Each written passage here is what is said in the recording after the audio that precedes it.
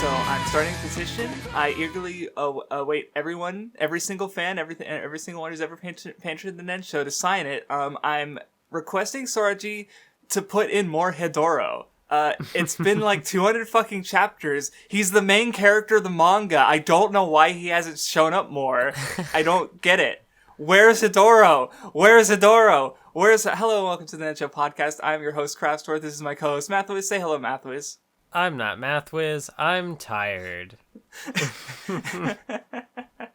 I'm just kidding. This reading was actually, I feel like this will be a better discussion than last time. Yeah, there's definitely some really good stuff to talk about. But first, comments. There were some comments that I responded to personally because they were not good. But, you know. So Furphy had a comparison between Saigo and Kyubey. Sort of, and mentioning stuff that will, like, be explored in the future with how Saigo, like, you know, is able to, like, you know, protect... Fuck. I was talking... I was fine there for a second there. But, like Kyubey's whole thing is that, like, she feels like she has to be a man to protect things, but, you know, doesn't necessarily... Like, yeah, I don't know. We'll see in future arcs, I guess. But, maybe interested, like yeah. It was kind of all, you know. Furphy had also mentioned the character who showed up like way back in like the first stretch of chapters, I think, and kind of talking about how like one character is able to kind of incorporate, you know, masculinity and femininity and like, you know, the best of both, I guess. Whereas like Kyubey at the moment is kind of like stuck between like feeling the need to be one or the other, and is still kind of grappling with that. Mm-hmm. Right, and was also another comment on gender, which I guess that's that would have been. You know, I was gonna say that would have been one that I mentioned. Yeah, or was going to mention. Oh yeah, go if you want to mention it. Well, no. I feel like this also kind of ties into just how I felt about kind of the Red Spider arc in general. It helped me kind of better appreciate the Yoshiwara arc. And especially, you know, it goes more into Tsukuyo's character and how, like, it's kind of like an interesting, I don't know, like, White definitely mentions it, how Kyubey feels like, you know, like, the importance of protection, how, like, Kyubey feels like she has to be a man to be, like, a samurai to protect things, and Tsukuyo kind of has something kind of similar with that, where, like, she's kind of being forced to reject her femininity, but... you know, the message of the arc being that like that femininity is what like gives her strength. And yeah, it's a good comment, and I definitely felt like I had more of an appreciation for her character in this stretch of chapters. Same, like Red Spider, I maybe enjoyed it a little bit more than Yoshiwara, and yeah, I appreciated her much more after that arc, more so than I did with just Yoshiwara, so that was nice. And also I liked the reply by Cat Soup, who mentioned sort of going back to the Kyubey, the Yagyu arc, I think it was called that, where, like, sort of talking about how, like, you know, Kyubey had this sort of, like, this not good, with like, you know, having to be a man to protect things, and Otai kind of, like, again, going along with it as sort of framing the marriage as, like, you know, her as kind of, like, you know, an object almost, or I forget exactly what it said, but, you know, yeah, it was just an interesting framing that I don't remember thinking about or talking about exactly back on that reading, but yeah, it was cool. And last one I had to respond to was Max Musterman, who specifically he had a little because he talked about Sorachi's self-deprecation or I don't still know how to say that word. I'm terrible. Deprecation. But, deprecation, yeah. Okay, I'll go with that. I do a lot of self-deprecating humor. I mean, this comment even like drew a parallel like with my videos and was like how, even being self-critical comes off as like you're devaluing your work, and Sorachi does that with Gintama, and it's like that's why this is a Mathwiz manga, I guess. Yeah, that's what I wanted to bring up, because I wanted to ask what you thought about that. Like, is Gintama more of a Mathwiz manga than a Craftsdwarf manga? Because that was an interesting comment that I'm like, huh. Because, like, I guess our fairy tale and Kinikama more of Craftsdwarf manga than Mathwiz manga. I mean, in practice, yes, but what about in ideas? Like, there's a whole can of worms in here. I'm like, let's close that back up and just move on to discussion. But I was kind of curious if you had a thought about. Well, about I think that. I had kind of mentioned it with you know, the environmental / balding chapter. how, it kind of comes off as like, you fool, like you tried to read thematic complexity into this, but it was just a joke. It was just a punchline, but it's not in a way that is, like, oh, this doesn't have any meaning, don't think about it. It's just like, it like it's framed in a way that makes you think and contemplate these things. And then at the end, it's just like, but also, life can be funny, and sometimes life is, I don't know. But like, I did like how the rest of this comment sort of, because last time I kept making the joke about the inner beauty. It was more of like, I had nothing to say about the arc as opposed, and I feel like I clarified that in the podcast itself. That making the recurring joke was more of like, I had nothing to say, and I was like making fun of myself not having anything to say by just repeating the same thing over and over. Right, I did clarify that in one of the threads because I pointed like, your joke wasn't meant to like devalue what the conflict was trying to say or something. Yeah. But it's like, you didn't have anything to add. I didn't maybe you didn't have much to add either. Like we didn't, on some level didn't care or weren't super invested in it, which is like, I mentioned it before. If you want to like, if we don't say something, that is not grounds for you to say, why didn't you say that? That is grounds for you to just say it. Like, cause that's what I prefer. Like when I make my videos, I don't make them thinking like, hey, this idiot over here didn't say something, so I'm going to say it. I'm like, hey, I thought that was neat. I'm just going to say it. Like, just tell us the thing and make it sound cool. and even if I, like, the one in white, he's just like, here's this thing that you guys haven't talked about, but, and, he's also mentioning, like, allusions to later stuff that we can't talk about, right? So, and that's just how I prefer it. It's just like, just give it to me. Just give it to me. Hand it to me. I'm greedy. Please feed me the analysis on a silver platter, because I couldn't do it myself. Because like that's the thing is like investment does affect how much energy I'd give into reading into something, and I wish I could give everything the 100% reading, but I'm not God.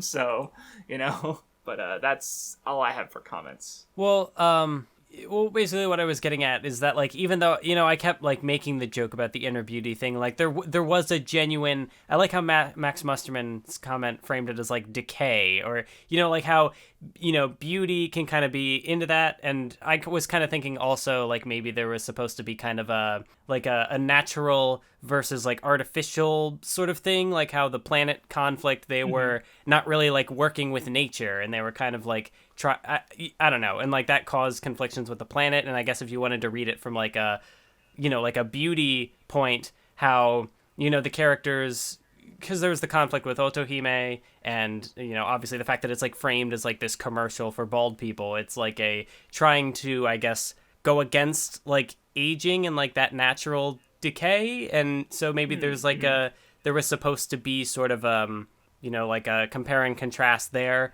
Like, I'm still not fully getting it, but, like, I think I might have a little more to go off of than just inner beauty. I can't wait for your 5-hour-long analysis video on the bald ad. But then there was also a comment from Umor, which, I mean, like, it also plays into, like, us not really having much to say. But, like, there were interesting things, like, about... Like, I want to know, what is the thing about how that one arc... like, what does that say about Japan's relation with their elderly people? Right, like, or like, now, like I want to know. Like, I'm interested. Right, I replied Tell to, me. that's why just give it to me. Like, I replied like, this maybe that some of what you said could have been interesting, but instead of telling us, you're just wondering why we didn't talk about it. And it's like, just talk about it. Just explain it. Give it to us. Like, just pointing it out as a thing, like, oh, look, smoking and conforming, like, that's an idea, okay, tell me that in a way that adds more to the story than just, like, that connection, because just from making that connection, I don't get anything out of it, like, just from the connection alone. I want to hear more, go more into it, right? But they didn't, because they were just like, I mean, I definitely understand, I think, where the frustration could come from, because, like, this podcast it's part first impressions and also, like, part... occasional analysis and commentary, which, like, if those don't always mix. Like, sometimes first impressions don't lend themselves super well to the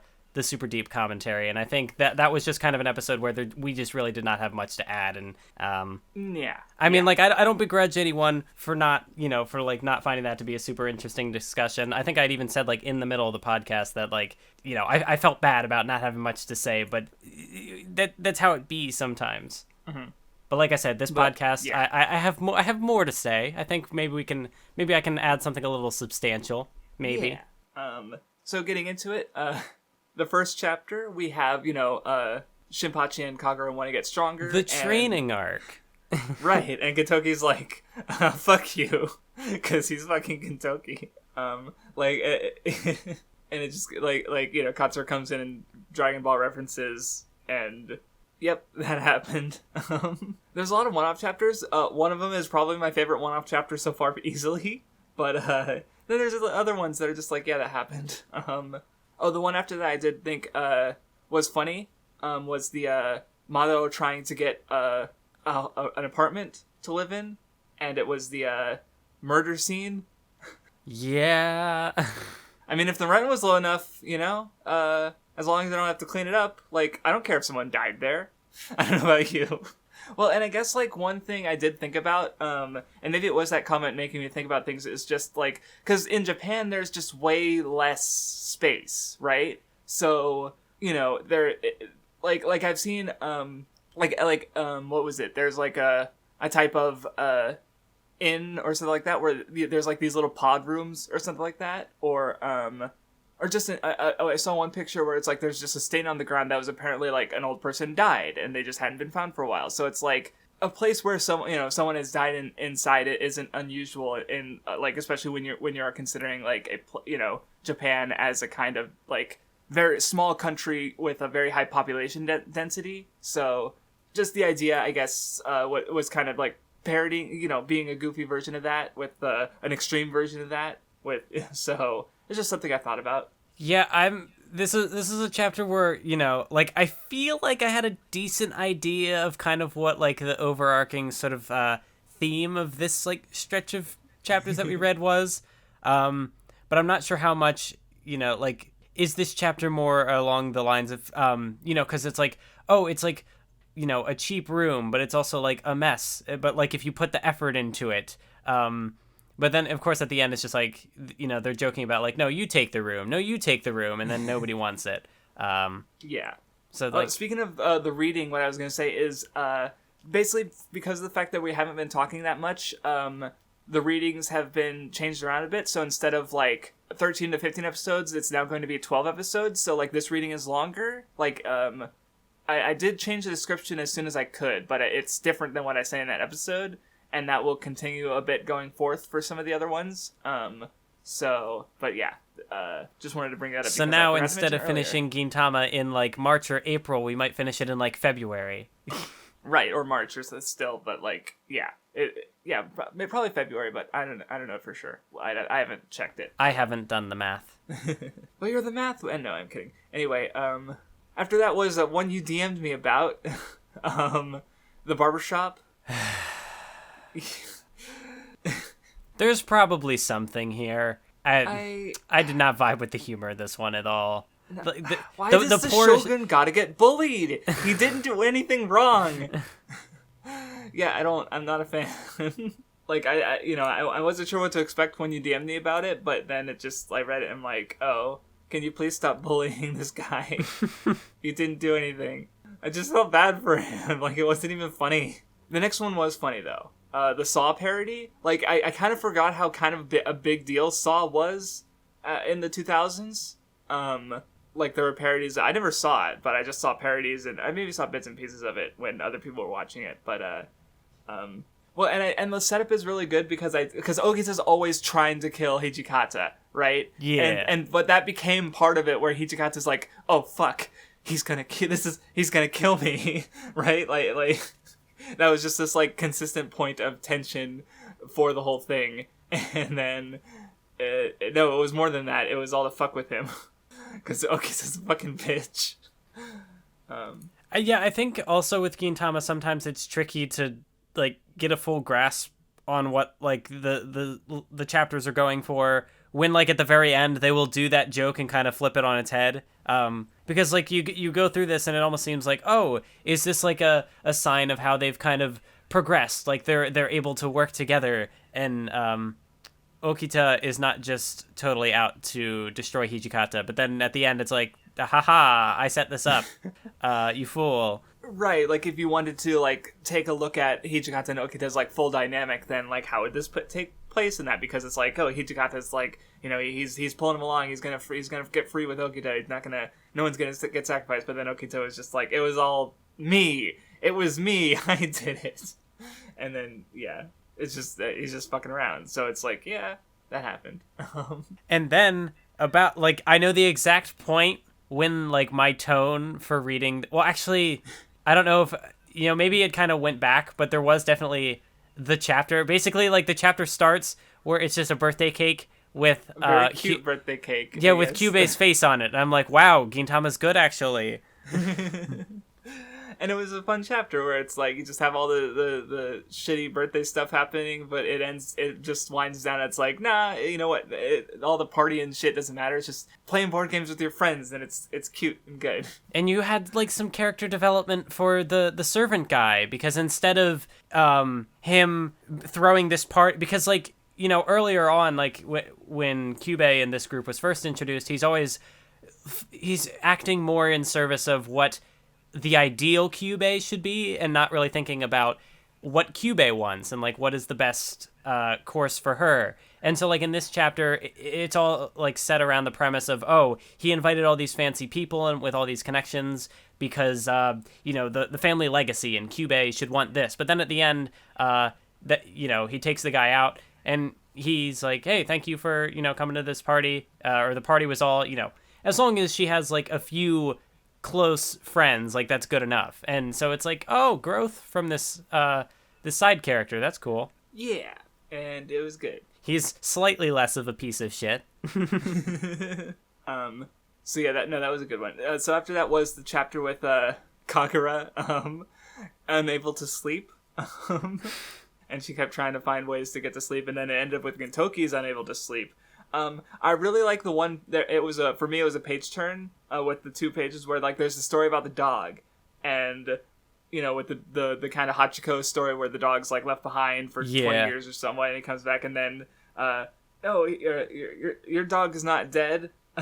He's alive right here. And so he turns into like it comes out of his fucking mouth, and the art is really good, and it's also a little like I don't scare, but I was just like, okay, fuck you, that's a little fucked. Like it caught me off guard, and Gintoki's like, fuck this, and he breaks the radio, and it was good. And of course, that type of story is what puts Kagura to sleep finally. It's good.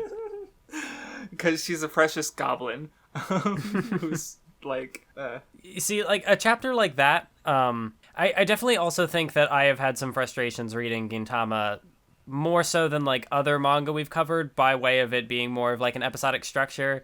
But it being a podcast, we have to kind of read it in bulk, and so like no matter how far I kind of like spread out my reading, I still can't really just do a chapter or 2 a day and like have that be enough. Like I have to read at least like I need to be smarter about like how I read it. And Gintama feels more so, like when you get to an arc, it's a lot easier to keep going because there's like a hook to jump to the next thing. But when it's like, a bunch of little segmented stories, it's much more difficult. It's like, there's not really like a thread pulling me along here, but I got to keep going anyway. Yeah, I think I saw someone tweet and reply to you about how like, oh, maybe Gintama isn't meant to be binged, which is like, it kind of depends on your engagement. Like for us, we aren't super engaged, especially in your case where because we were talking about like manga reading speed.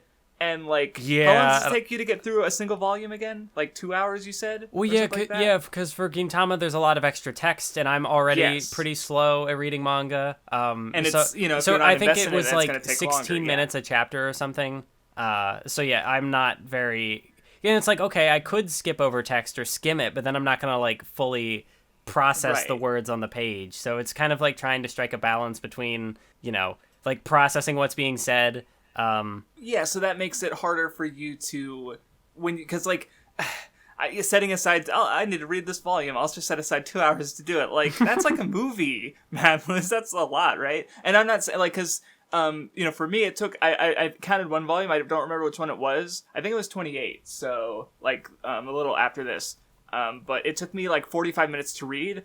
I normally can read a volume in, like, 20 minutes. If I'm like super into it, or it's like, but because Gintama, that's because of how wordy Gintama is. Yeah, like, and that's where it also really depends, because when it's a more serious arc, I think not always, but sometimes, like especially when it gets to the action scenes, it's less text dense, so it's a little easier to kind of get through at a quicker rate.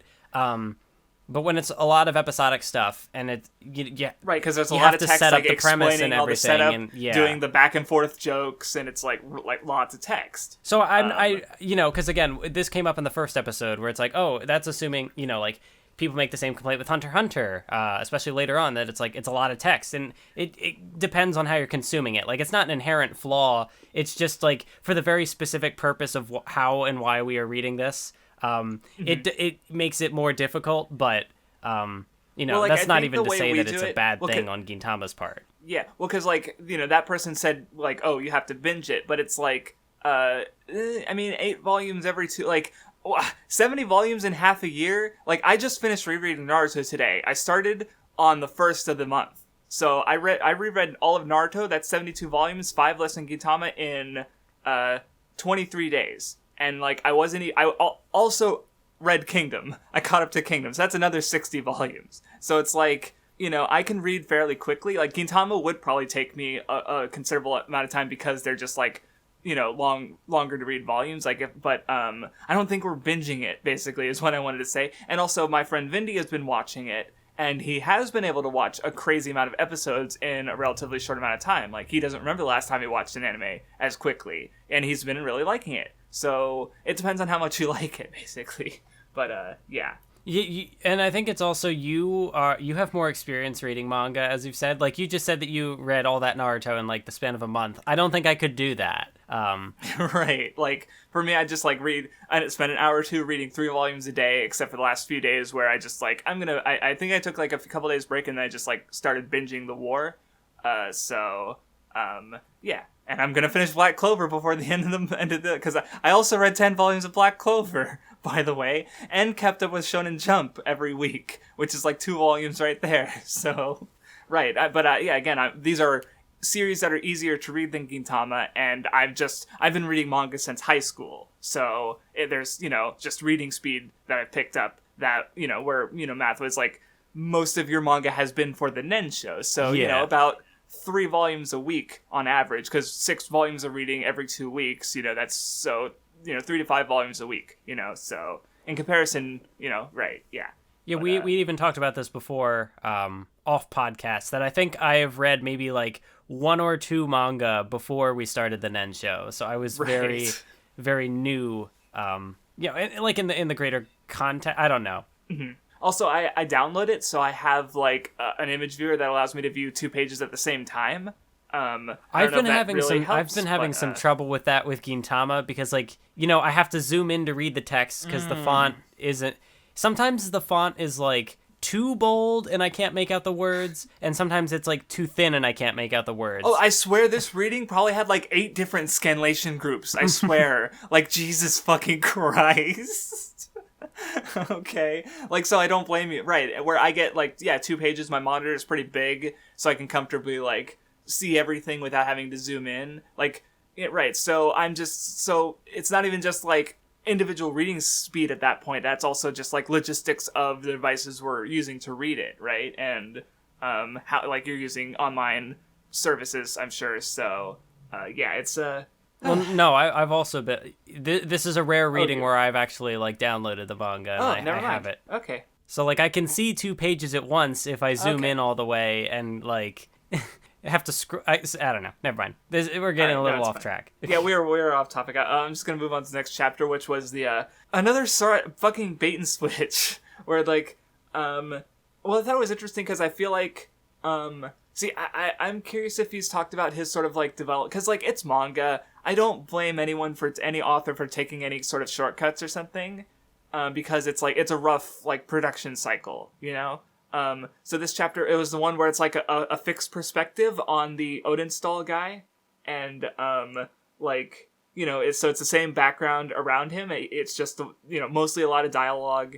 And so it was an interesting presentation, you know? Yeah, it seems kind of like theatrical in that way, you know, because I think back to like, you know, like Rakugo performances or something where it's just like one person. I mean, like, it's obviously not a performance, there's characters talking, but, you know, like just focusing on the one guy, and I'd imagine like if this was animated, it would be like probably an unbroken shot, but I don't know for sure. Maybe there'd be cutaways. That's what I would assume. But, you know, with like the way the panels are kind of framed in the manga, it does look, you know, like it's just one straight shot of the guy talking, which I think is interesting. You know, it was a change of pace. Right, and then you're listening along or reading along, and it's like, yeah, I know who all these characters are, and then ends up with like, fuck you, these aren't characters you know at all.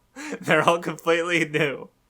Like, there's just one of them is a gorilla, and it wasn't Kondo, you fool, you idiot, you trash. Like, you don't know these people, and it's like, okay.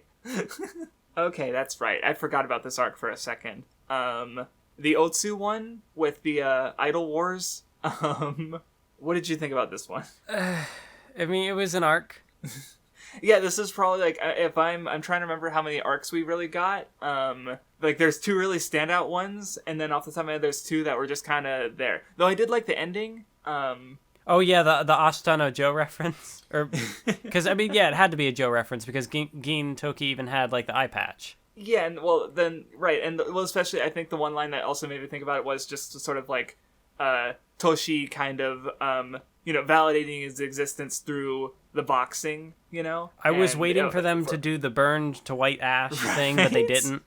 So I was like, maybe that'll come later. Like, yeah, like, for the whole arc, I was just kind of like, yeah, this is happening right now. But then, like, the last part, I was like, oh, shit. And, you know, he did burn to white ash. Like, the implication seems to be that he's gone. But they didn't just do the Joe reference post that you see in everything ever. Which was really weird a couple months ago when I saw it in, like, 4 different things over the space of, like, a month. And I was like, what the fuck?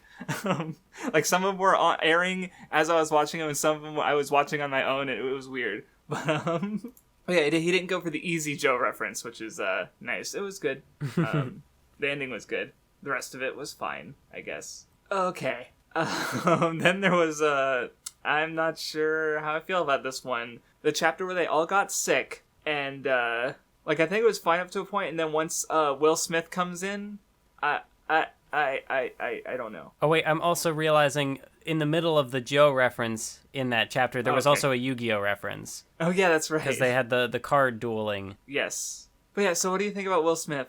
I mean, he's there. I don't. I mean, to me, it just seemed like a celebrity reference. I don't really get the joke, but okay. Yeah, it was weird, and I'm just gonna keep moving on. I didn't like it.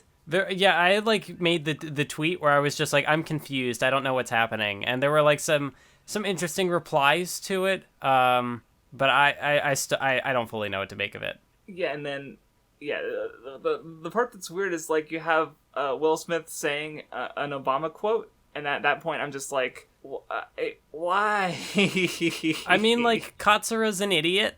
So, if he also happened to be, like, a kind of racist idiot. Sorry, Mathwiz, your favorite character is racist. I guess you can't like him anymore. Yeah, it definitely comes off more as just, like, it plays into the general, like, Katsura getting into shenanigans thing. I don't know, it was more like I didn't even consider that it could be racist until, like, people had, like... And I think it was initially as a joke, but apparently, like, that is a thing that people have discoursed about. I don't understand the context, so someone would have to explain it to me. Yeah, I mean, the only thing I'm not saying it's like, that wasn't necessarily what, like, it's just really, like, I just don't know why the Obama quote specifically, except for that, well, the obvious that, Will Smith and Obama are both black, right? Which is, that's, like, let's black character say thing, other black person, like, it's just a really, like, yeah, it doesn't, I don't get it. So, and I think, hearing someone else talk about it, apparently the anime, the way they talked about it made it seem like there was something said, like a character calling Katsura out for that, like, don't mix them up or stuff like that, but that, might have been anime only, which might be so because well, no, I do think I do think the characters were like expressing confusion over. Yeah, because here it is. There's a panel where it's like he just said yes, we can. He doesn't even know who he's supposed to be. Oh no, you're right. It was called out. Okay, yeah, but it's okay. That's better. It's still weird, and I still didn't care for the chapter, but okay, that at least alleviates. Cause I was looking at the wrong place, so okay, we're good. Never mind. Let's move on. Yeah, it was just kind of another one of those. This was a chapter that happened, but I have actually noticed, like, as we've been doing more of the, or at least like in this reading, it kind of clicked with me that like, I don't know if he does it intentionally, but with the volumes, they'll kind of maybe like maybe it's just coincidence because it's a weekly manga, but like with how it's structured in the volumes, there tends to be like start off with an episodic chapter or end off with an episodic chapter or two, and then like the majority of it will kind of be some kind of like series either like a single arc or like a couple of arcs like cobbled together, or well, not cobbled together, but like in succession. That's the word, I think. Mm-hmm. Yeah, but anyway, after that was the video games where Tama gets sick and they end up going to help her. I at the start of it, I liked Gintoki being a fucking boomer, where he talks about how like, oh, back in the art, we had all the games were pixels, and you used your imagination. We didn't have fancy graphics, you fucking brats. Like, did you buy games to watch movies? No, I want to play video games. Damn it! Like, he's just a fucking boomer. I think I don't know. There was definitely a degree to which, like, as someone who doesn't play very many games, I thought it was kind of, I don't know. I think I definitely thought of it from like the graphics perspective and how as technology has improved, these developers have kind of not I think it's generally, I don't know, games. Forget it. I'm just not even gonna. I like sprite art. That's what I was going to eventually get to. But that being more of like a classic thing. But I'm not gonna make any generalizations about games because I don't know shit. No, I'd say nowadays there's like a huge variety of arts and styles because of the prevalence of indie games, which can be anything really, like whatever someone decided to make, right? And you can have those games really being really successful. So, but yeah, it depends on where you're looking to, like AAA games versus like what's the biggest, most popular stuff. Because in that play, you're gonna have various trends. But if you're speaking the whole sphere, yeah, I'd say there's a lot of variety, I was definitely thinking more of like popular stuff. But then again, like I said, I don't keep up with games, so maybe there are popular things that are also more classic leaning. Like, I shouldn't have brought it up at all. I don't know what I'm talking about. No, it's fine. Well, and of course, like speaking of like popular video games, like Dragon Quest, the biggest gaming franchise in Japan, is like one of the key things referenced here. Which, I'm watching the Dragon Quest anime right now, Dai's Great Adventure, but I still haven't completed. I haven't played a Dragon Quest game since Dragon Quest 1 and 2 on the Game Boy, so a while ago. And no, I played a little bit of Dragon Quest 4 on the DS a few years ago, but I didn't get very far or play very much of it. But I need to finish a Dragon Quest at this game at this point because it's just so referenced a lot. Like Isekai draws a lot from Dragon Quest, like various Isekai stories, and just the fantasy. It's really big and important. But yeah, I guess you also have the conflict here with the sort of the Gintoki hero. I forget what he was called, but the where it's like Tama's mental image of Gintoki, who's like perfect, and I think it's even commented on like Gintoki isn't as she has an idealized image of him, and that she uses to like as a protecting herself from the viruses. And then they kind of go in, like, I guess you mentioned earlier with the whole sacrifice thing, where because he was expendable, like he's just here to protect Tama. He's just a copy. But no, Gintoki's like, no, you're a valid existence. You shouldn't just die. And it was cool. See, it's like there's definitely, it's just really feeling that like the comedy goes into serious stuff, and then like later on we get Red Spider where it's like it's just serious all the way through. Yeah, I do feel like this reading there were a couple of those where like starting the first chapter of it and like. It seemingly like coming off as an episodic, but I was like, this is probably going to turn into an arc, isn't it? And then it did happen. I mean, you're catching on. Maybe there were still some things that I didn't expect to become arcs that did, but I think maybe I'm getting a little like there'll be like a specific kind of moment where it's like, this seems kind of tonally like something could go here. Like definitely when we got to the arc where with the cats, like when Gintoki transformed into a cat, I was like, oh, this isn't just gonna be a one chapter thing. We're gonna get more, but Yeah. not that like means anything. But anyway, going on to a couple other one-chapter deals, there was the interrogation with those, like, a scary-looking guy who actually turned out to be just, like, he was, like, actually, like, they were fucking terrified of him, but he was just a nice guy. He's just a shoplifter who was arrested, and... Yeah, but he looked scary. He looked right. like the guy who they were looking for, but that's not the guy. That's the wrong guy. Yep. And then there was the elevator, where I had the guy who was like had this really depressing life story that he just kind of like playing the word game, and he'd just go like or hold on, let me like drawing all the connections, like finding a way to tie it to like all my things were burned in a fire, or what were the other plays on words, like I don't know, like slowly unraveling the story to where it's like, oh, this is this tragic thing, he's lost everything, to like my wife was made of vinyl. It's like, wait a minute, so she's not real? Or like bananas color is yellow, yellow is the color of the fire that burned on that day. It's like, god damn it. And like, what we'll never see again is my family on that day, and it's just like, god damn it. And then they just like leave, and then he gets rescued, and it's like, okay. It just ends really abruptly. Oh shit, okay. Now we're on Red Spider. Yeah. So one thing I thought was funny is that like the previous arc around Yoshiwara was called Yoshiwara in Flames. But there were more flames. Yeah. this is the one where Yoshiwara has actually put into flames. So I was just like, huh, that's interesting. Who named that? I don't know, because that's the thing, is like a lot of the arcs I don't know where their names came from, because they aren't as like Red Spider's an easy one, Benizakura, but like Yoshiwara in Flames, like even reading through the arc, I wasn't, I guess I saw it, but and now having read an arc in which Yoshiwara is actually set on in flame, I'm like, well, maybe they should have come up with something else.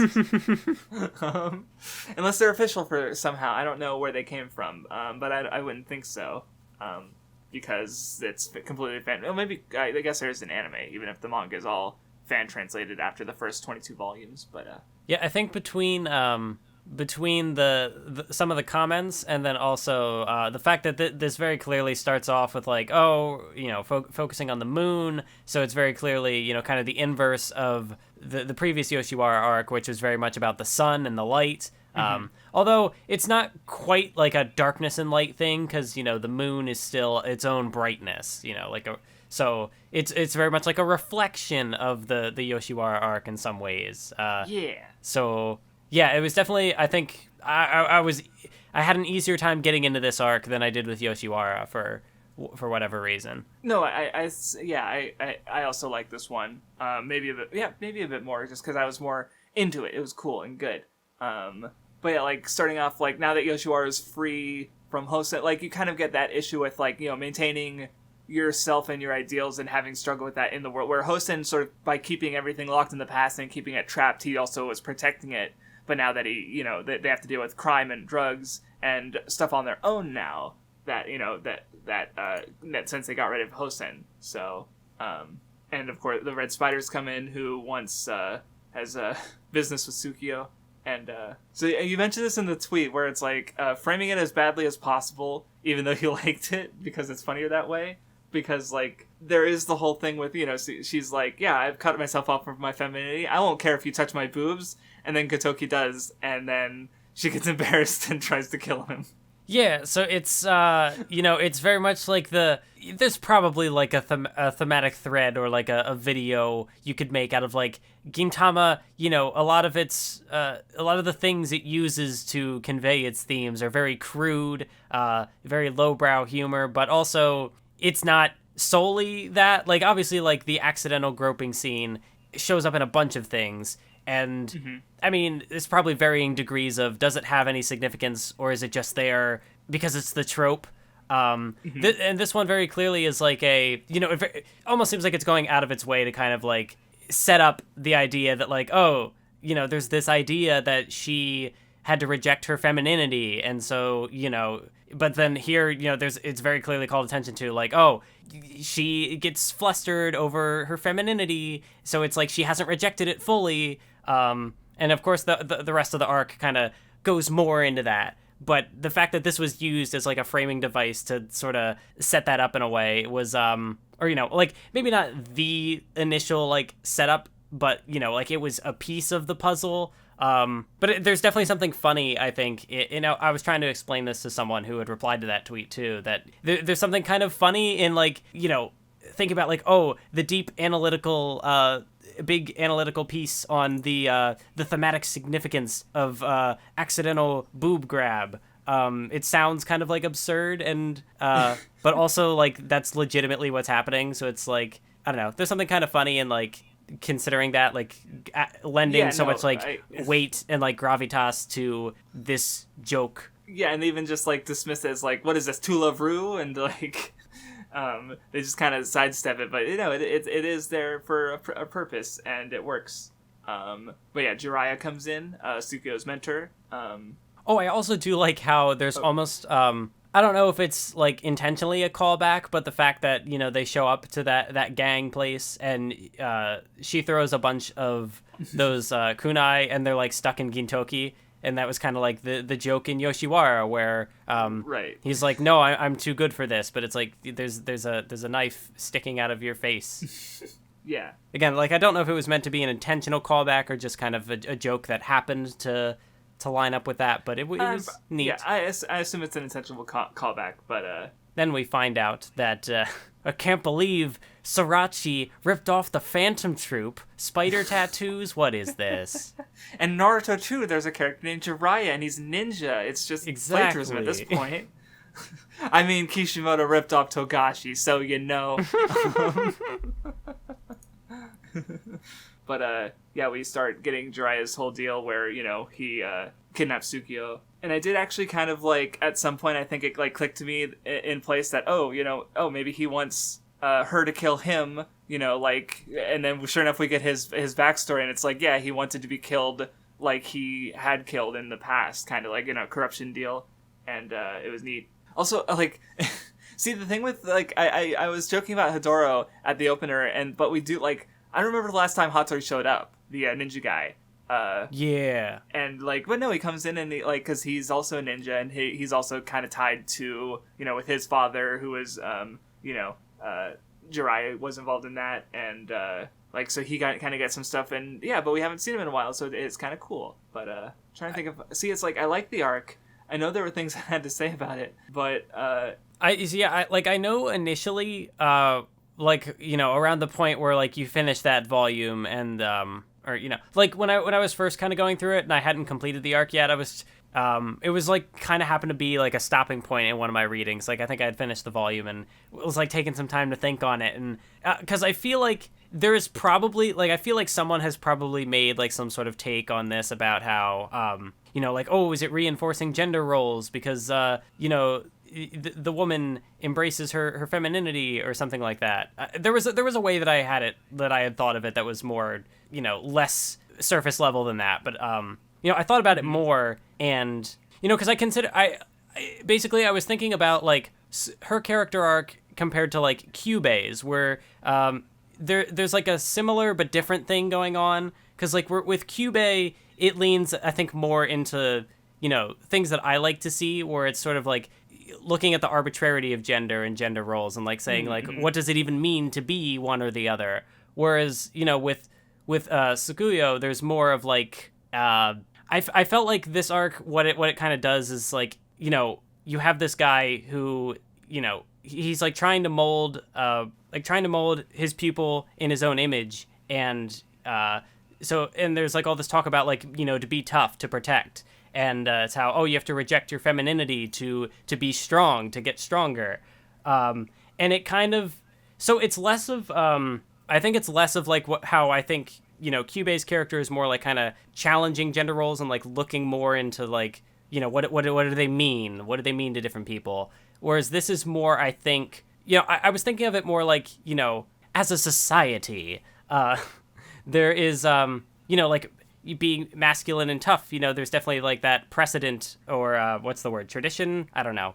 That like, like femininity weak, masculinity strong. But this arc, challenges that because like with Tsukuyo, there is more, like she gains power through her femininity. Like that is a source of strength for her. She doesn't have to reject that part of herself, to protect people and to be strong. And, so it's less, I think, like, I guess it's sort of connected to like reinforcing gender roles, but it is not in a like, it's not in that traditional way where it's like, oh, to be feminine is to be weak and to be masculine is to be strong.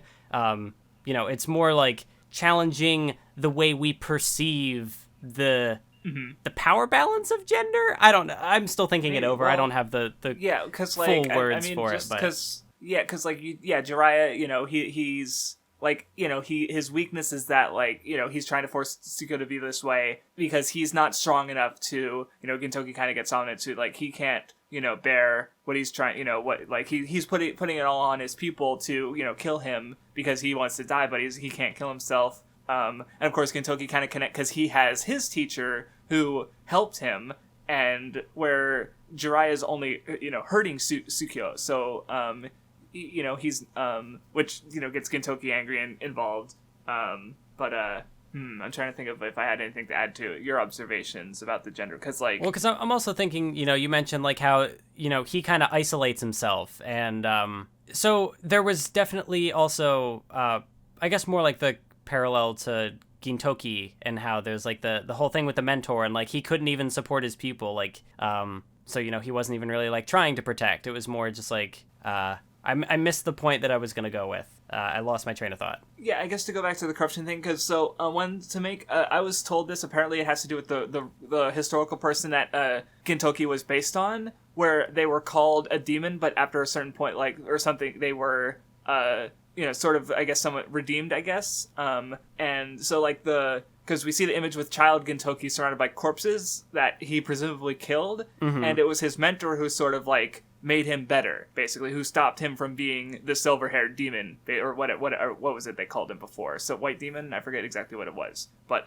so, like, he was saved by his mentor, where Jiraiya is trying to, like, turn Tsukuyo into a demon, basically, and so, like, which is why he, like, fundamentally rejects that. And of course, I think what I was trying to get at was also, the fact that, like, he is so isolated, like, Gintoki even brings it up to him towards the end where, he says that, it's not that you wanted to, it's not that, like, you thrived in isolation, you just, like, didn't want to be a burden on anyone else and didn't want to, like, accept someone else's, or, the fear of, like, letting other people down. Right, well, like, or and as so, like, Gintoki cutting says off it, it's those like, connections. Yeah, or... Well, Gintoki says, like, oh, you can't bear the weight of your pupil on your back. Like, he couldn't bear anyone else's burden. And so, like, right, he was trying to burden Tsukuyo with killing him because, he didn't want to live. And, right. But yeah, and there was also, like, because, she has her scars, and he was, like, and he's, like, half of his face, his whole body's burned, but he had to, like, for most of the arc, he had, a disguise on half of it, and, like, I think there's one line he has where it's like, oh, your scars are only skin deep. So I'll make them deeper. Like, he's going to, because he's trying to make her, quote unquote worse. But I think they even bring up the scars where it's like they're not a point of weakness for her, Where I think there was a line about somewhere about how like the inner beauty thing, where or like it's more about her ability to smile rather than like if the scars are a detractor, which because they aren't is the point I think that they make, but maybe I'm mixing up parts. Well, yeah, and that's also kind of how it builds off of Yoshiwara, where she, and there was like an undercurrent there where the fact that like she was scarred, that's what kind of like it's very much like looking at how like, oh, women have to be beautiful, and the fact that she was scarred, and especially for like the profession of the I lost red the light word. district. But how like, oh, she couldn't do that because of her scar, so like that was what so it was definitely like more kind of this is what I'm talking about, where like it kind of helped me, I think, better appreciate what Yoshiwara was doing. The meme way to say it is like, oh, Yoshiwara walked so Red Spider could run. But yeah, it was a good arc. There's a lot going on. I like the parallels with Gintoki and his teacher. And yeah, the gender commentary was pretty cool. I feel like Tsukuyo could be up there with Kyubey as like, yeah, like these are the characters that they're good. Dang you, Sorachi, stop exploring gender. You know it's an easy way to our hearts. See, you can see Gintoki getting to Tsukuyo's heart in the last panel when he grabs her on I don't know. That's the side that her heart is on. Yeah, that's also part of, you know, like, having to, like, appreciate the crudeness of the series. Because, you know, like, if I was writing a series, or, you know, I think I'd even said, like, you know, I'm aware of what my biases are. Like, that's probably not how I would write a series. But, you know, like, it's rather than like saying, well, this is what it should be, it's more just like trying to meet the story on its own terms and understand, right, that's like, what it is, why is it this way? Yeah, or, you know, right, yeah, exactly. Here's how it is, why is it this way? As opposed right, to, you know, why isn't it something else? Yep. Though speaking of Tsukuyo being good, after that is the chapter, like, where, you know, she kind of does, Gintoki gets hired out, she gets hired out to Gintoki, rather, I guess, and they sort of have a date, I guess you call it, and she gets drunk, and, well, I liked seeing that other side of her personality, where she just is really, like, rude, and,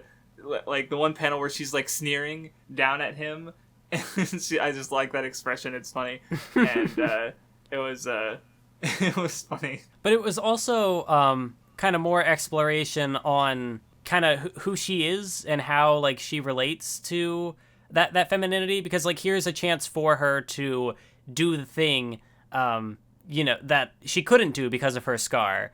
But, you know, in, like, you know, she does the drinking, but it at the end of the chapter, it seems more like, oh, it was kind of more of a performance. That's not really who she is. And so she, you know, she leaves and goes out to be herself. And it's pretty cool. Yeah. But yeah, there's also more talk about, like, you know, if I didn't have this scar, could I have lived a different life? And Gintoki just being like, you know, why change that? It's good. Yeah. So there's one short chapter before we could talk the other arc that you liked a lot. But before that was the dentist one, which is, this one's about toxic masculinity. The sacrifice of the wait, no, that's actually, is that legitimately a thing? Because, like, they get the people who are, like, taking the pain of, like, the fixing their teeth, but it's like the people that were attached to them were, like, taking that pain, and they're like, no, we're not going to do this. We're just going to live with what we have and fix these people, please. So I'm guessing, like, it kind of works. Yeah, it's really weird. So there's like, you know, like, compare that to, like, the breast carving stuff where it's like, okay, yeah, I get it, but that's something we're familiar with, right? So we can, like, accept it on what it's doing, like, meaningfully. Where in this case, it's like, yeah, there's something meaningful there, but also there's just like a roadblock in my brain that as I try to approach it and, like, let's analyze this, and then I'm just like, but they have women growing out of them who are taking onto their pain, and they're seeing the pain that they're, like, covering up in front of them through the growths.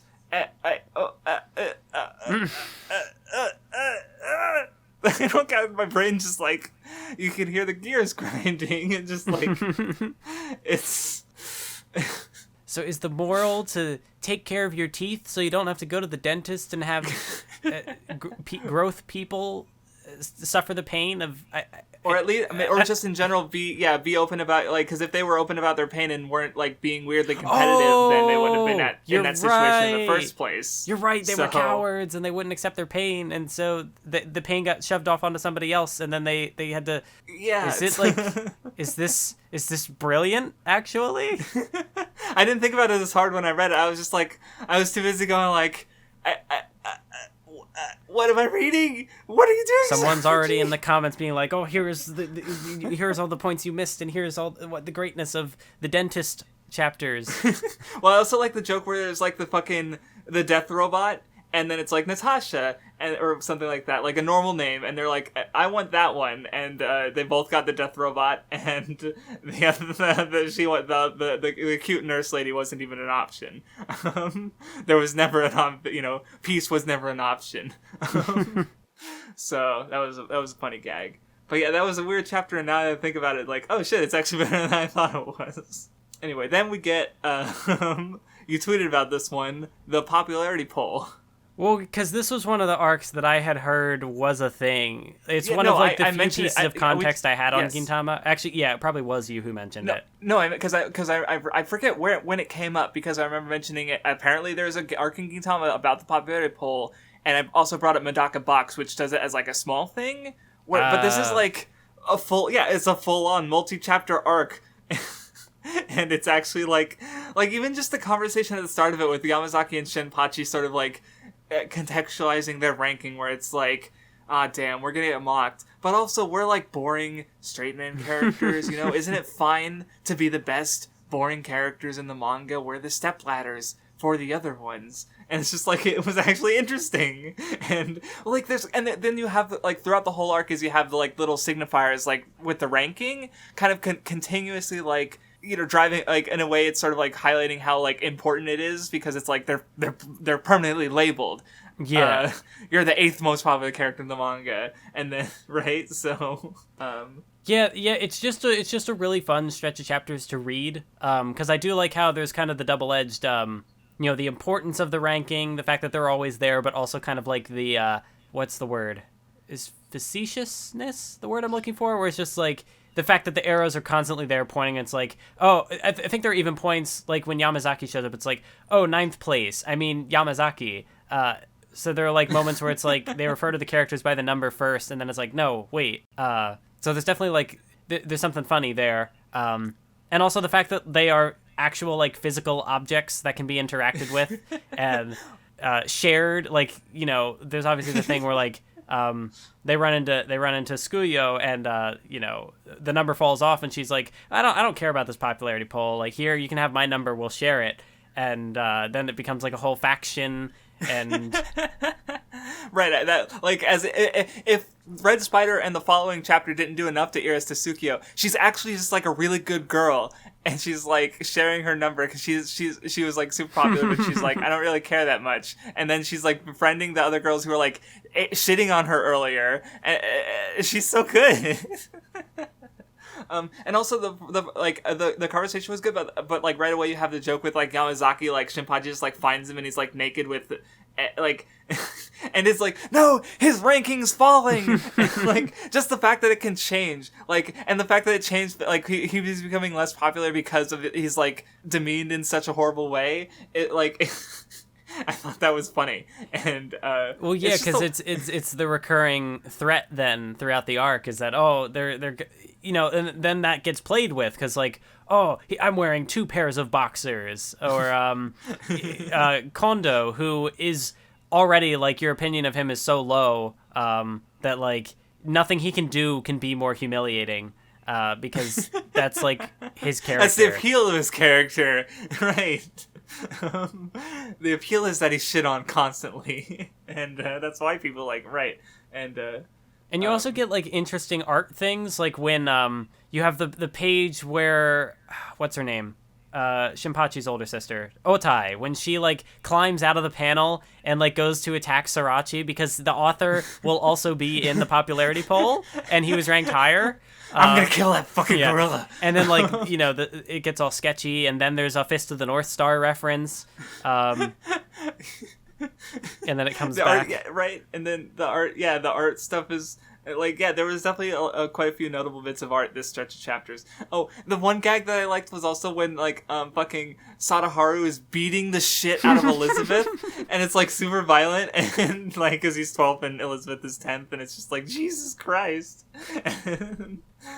Well, but then they come back later, and they're the mascot team, and they're like super serious, and then they just leave, and it's.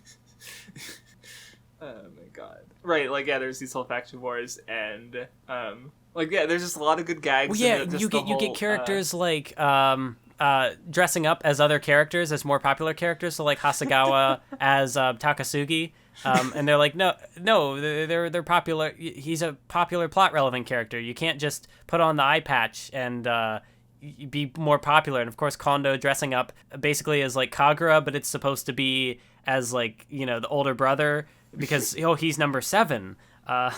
So it's yeah. And of course the ending with, it was secretly Yamazaki the whole time, which I didn't like.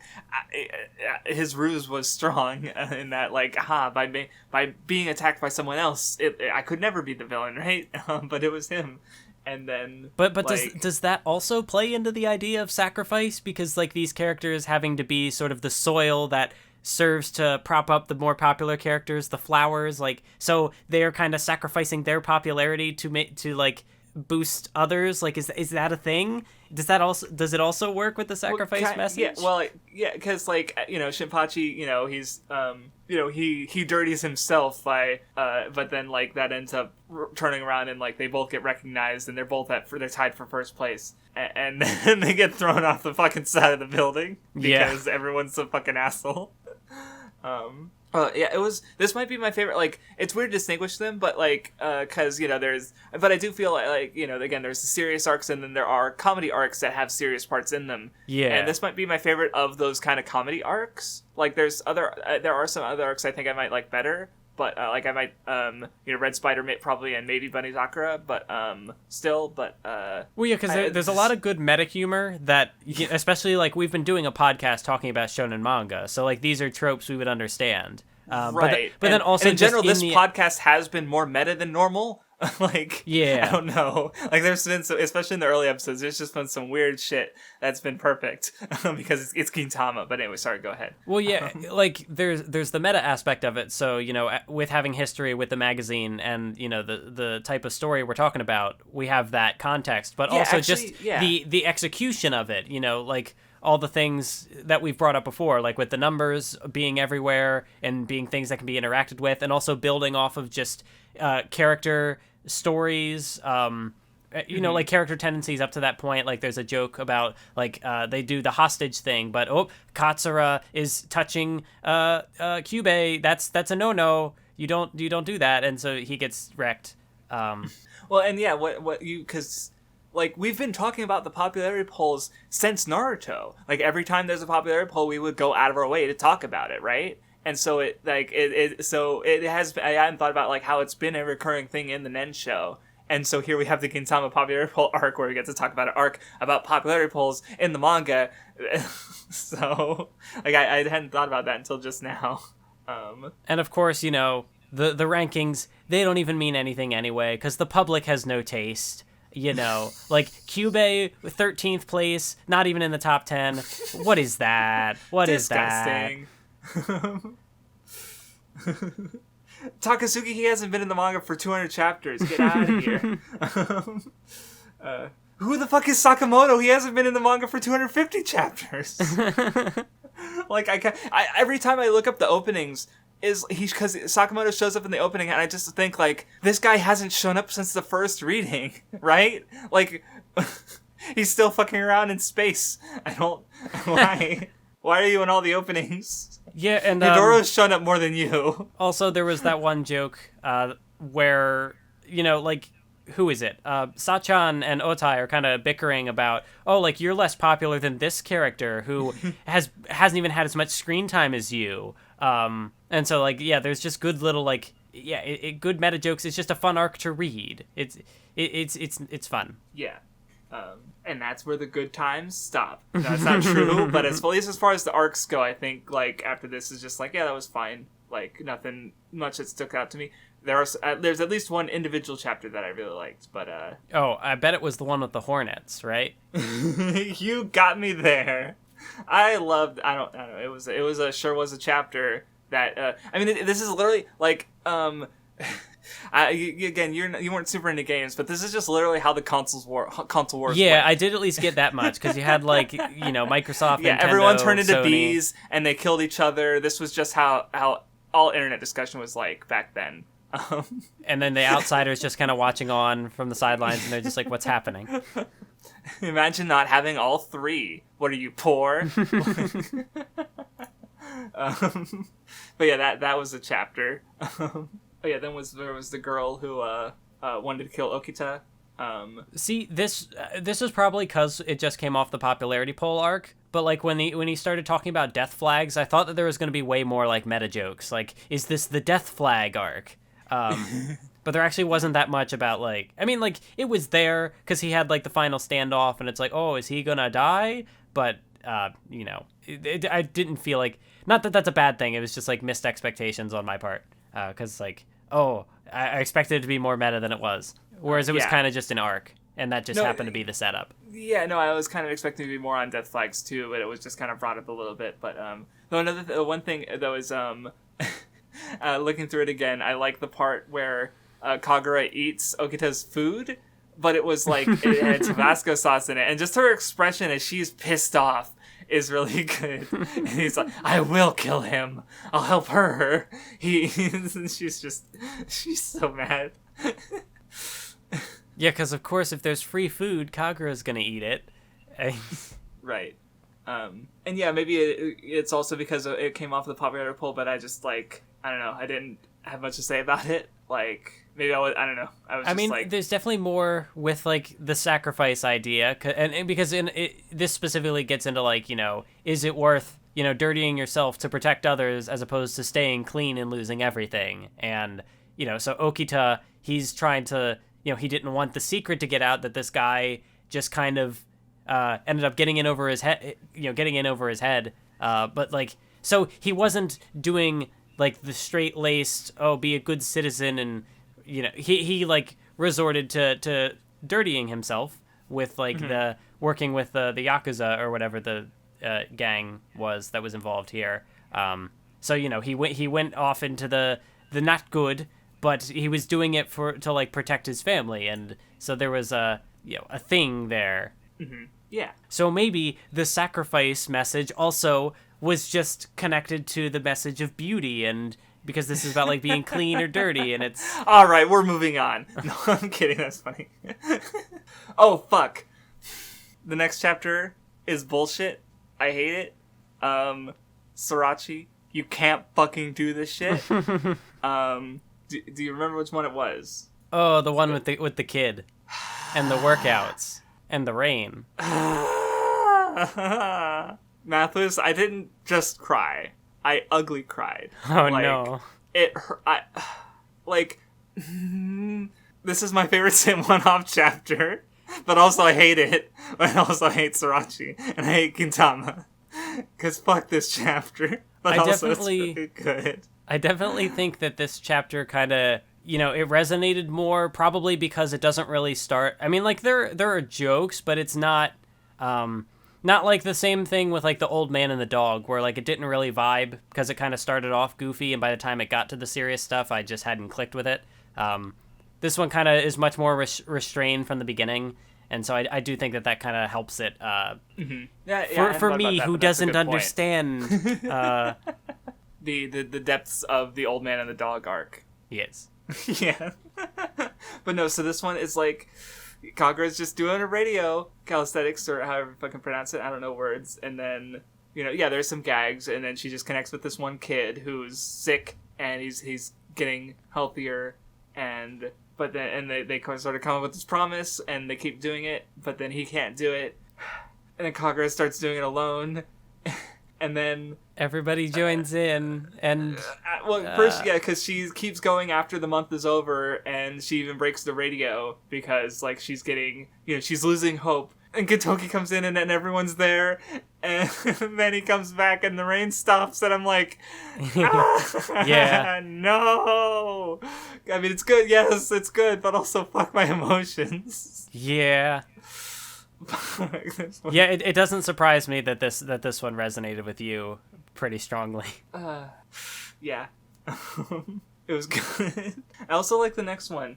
It didn't make me cry, but it was good. But like this, like that one is, yeah. So far, it's the only time Gintama made me cry, and it made me cry really hard. So you know, points for that. But the next one was the summer vacation observation diary. This one was like a silly concept, but then like it was good. Where like at first he had the really dark jokes where he's like, I started observing Madao in the park, and then like there's the part with the noose, and it's like, oh fuck, and he's just like, but then he's like, oh yeah, and then he became part of my family, and it's like, wait, hold on. But then it like keeps going, and like he goes off to do an interview, and he meets the dad there, the family's dad there, who's also a loser, and he's like trying to get the job so he can go back to his family. So Madao like gives up and like bombs the interview so that the dad can get the job and go back to his family. Yeah. Like, it's like, oh, that was good. It also, now I'm just realizing, is there also supposed to be like a connection with, like, does this kind of tie into the idea of like the popularity poll thing and like the soil? Because like it's also connected to the story before it with like the flower, and it's like, oh, we took care of this flower, and then like made these sacrifices for this flower, and it grew, and it was I don't know. And then like, this story is it starts off kind of funny because it's very much in the same vein, like, oh, this one kid looked after this flower and watered it and took care of it. This other kid went to this bum and brought him alcohol and took care of him. And but then so like there's some sort of like parallel there. Like there was something going on here beneath the surface. And I guess if you tie it, like you said, back to the popular poll, where like, Mado, he does kind of become like the stepladder to, the dad and the family after they were supporting him, so, but it ends off like, he doesn't have a job, but, he was able to help someone, which is, he's a good guy. Yeah, but it's like so it was like the jokes, but also, this again ties back into the whole self-deprecating humor with Gintama. Like Hasegawa is very much the embodiment of that. He is this guy who is constantly like losing his job. He's going nowhere with his life. There's obviously like the offhand references to like the noose.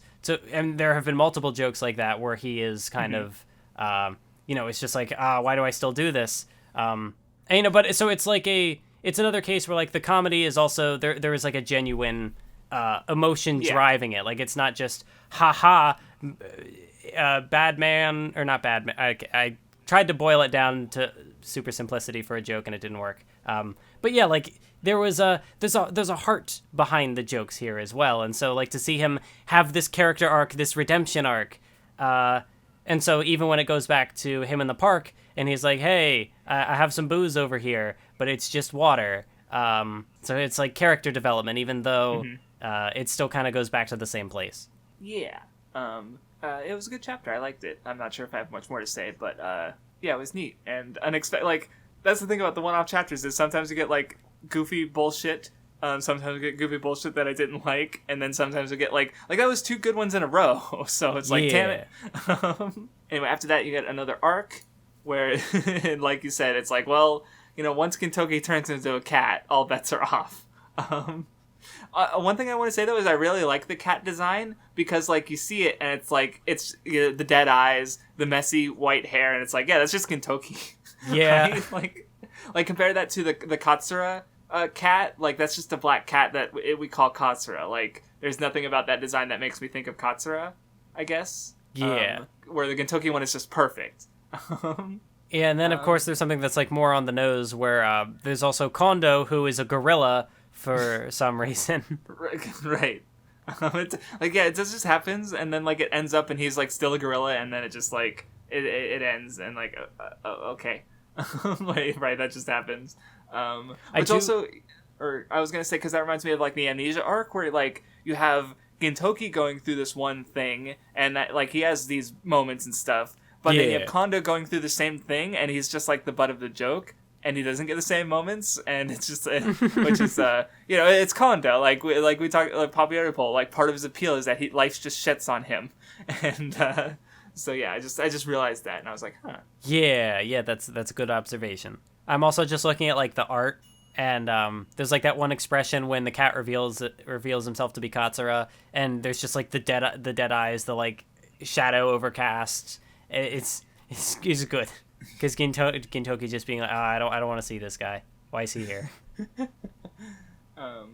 Also, we get another of the one guy with the scar on his face and the golden ratio guy. Yeah. I don't even remember what he was from at this point, but I remember that guy. Like, I couldn't name... He had the dog. Yeah, it's like...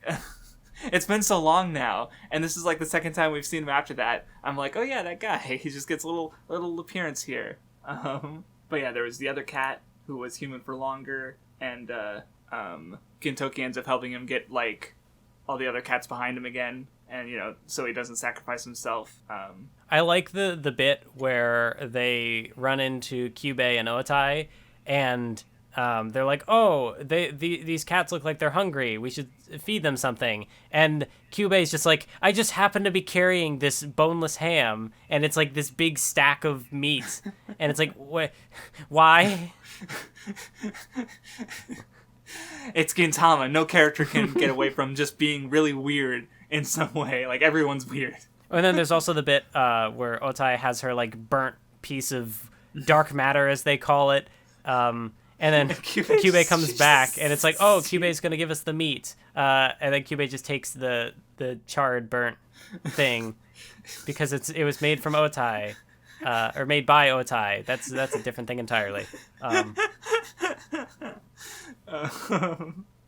And then, like those are some, like, the characterization is so clear that, and then you get, like, Okita being a jackass. And he's just like, oh, did you want this? And then... That was also a funny dynamic, because I absolutely saw the punchlines coming. Like, he's not going to feed them. He's a sadist. He won't do that. But then when it comes to Hijikata, it's like, okay, nobody's going to want his mayonnaise.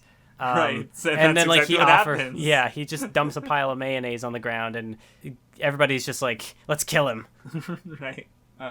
Yeah, there were some funny gags. And, of course, like, the whole point of it was, like, the cats... It's a whole arc about cats getting neutered. And, like, there's alien cats who are doing it as part of their plot. And it's like, this is happening. The weirdest part is that later on, Gintoki gets neutered anyway. Yeah, that happened. All right, moving on. I wasn't as into the cat arc as I was some of the other arcs that we've already talked about. I feel like there was also, like, some sort of serious thing behind this, like, something about, the cats being neutered. I don't remember what the idea was that I had in my head, or if I had one, but it feels like there's something more behind it. I eagerly wait for the One in White's 10,000 word analysis on the neutering of the cats. You're getting called out, White. Alright, yeah, I'm ready to move on. Yeah, there was and the gag at the end where the cat just like pisses a thank you note on the wall for Gin. Like, he like looks over and smiles, and then it's just a wall of piss, and it's like, okay, that happened.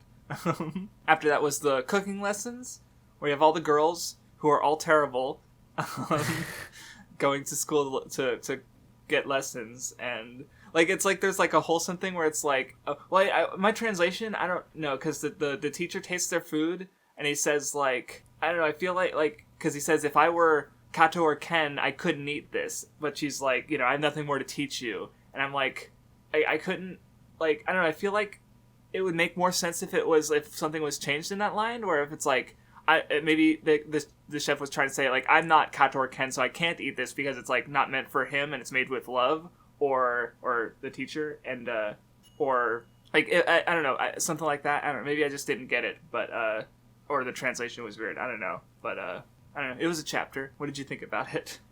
I don't know. Okay, well, there were a lot of like puns and stuff. Like, there was this whole thing talking about like, oh, like, I don't know. Yeah, it was one of those. After that was the one with Kondo's snot. Well, some of the gags, like it got wild with the snot wielding a sword. At that point, I'm just like, okay, what the fuck? What's going on? Also, well, yeah, and like it's like, I am the real Kondo. Right. No, so, see, I actually realized more to it. So when he says, my origin is the H-28 Nebula, that is an Ultraman reference. basically because in most of the Ultraman series, the main character is like merged with an Ultra, like they're hosting an Ultra as like a then they can transform into them. So like in the first series, it's actually kind of implied that the main character Hayata is because what happens is he like gets in a plane crash, and then Ultraman merges with him to save his life. But at the end of the series, Hayata Ultraman leaves him to go back to the M78 Nebula, which is the reference there. And Hayata's like, "What the fuck's going on?" Like he doesn't remember the whole series basically. So the implication kind of being that Ultraman was Hayata the whole series basically. So when he says he's the real Kondo-san, like that's, I guess I didn't think about it until you mentioned it, but like that might be the reference kind of where it's like. But then he dies and Kondo's fine, I assume. So that's not how it actually went. It was a dream. Right, exactly. But yeah, oh no, you're right. It was a dream. I missed that. I'm stupid. But no, I just wanted to bring up the Ultraman stuff because that's see, it's like earlier with the Ultra Lady, like that one that was a very clear Ultraman reference, but this one is like. Anyone who'd watched Ultraman would probably recognize the H28 Nebula is probably a reference to the M78 Nebula. But apparently the M78 Nebula is like a real thing, but it's obviously not really the home to a bunch of aliens. So, but yeah, I just wanted to bring that up because it's like, that's the most interesting thing I had to say about this chapter. Did you know Ultraman? Yeah, that's all I had to add. Anyway, after that is the last arc of the reading, which was with the Shikigami, the weather girl. What did you think about this one? I didn't have much to. I don't think I had much to add on this one. Yeah, I mean, well, I was gonna make a joke because, like I said, Gintoki lost his testicles, and I was like, dang, he lost his balls. I guess the manga's just called Gin now. You don't have to force yourself to laugh. No, that was yeah, I know it was terrible, but I mean, I think the Weather Girl's shown up as a background character before, right? Yeah, yeah, it definitely mentioned in jokes very early on in the series. So there was kind of a surprise thing. It's like, oh, she's actually because there was also a dramatic reveal with the umbrella. It's like, oh, you're, and yeah, so there was I don't know. Yeah, and then of course there's the following reveal where it's she's struggling and she she's getting help from odd jobs, and then it turns into fucking there's demons and it's like, oh wait, hold on, what, the setting just changed, there's magic now.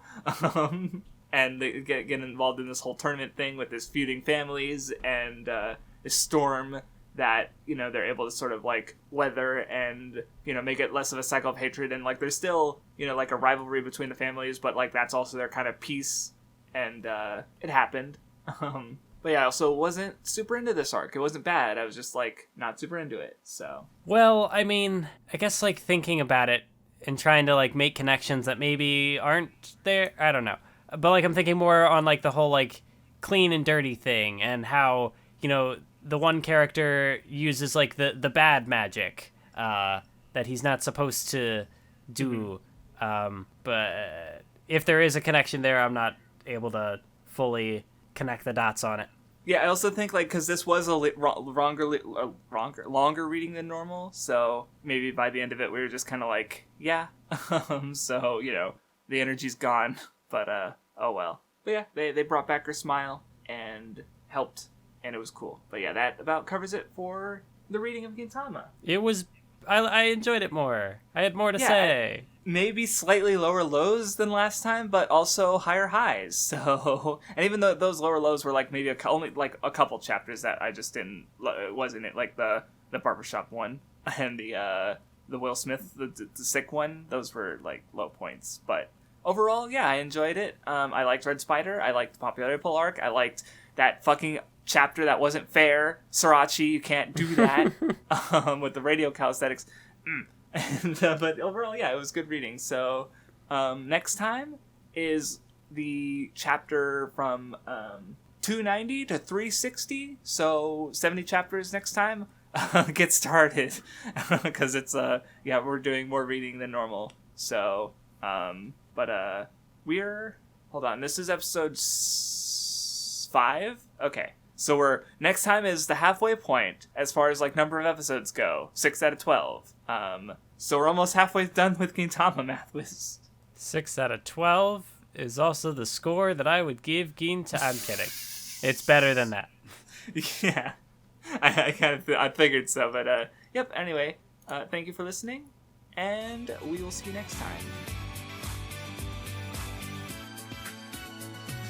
出会い頭のように何かひらめいては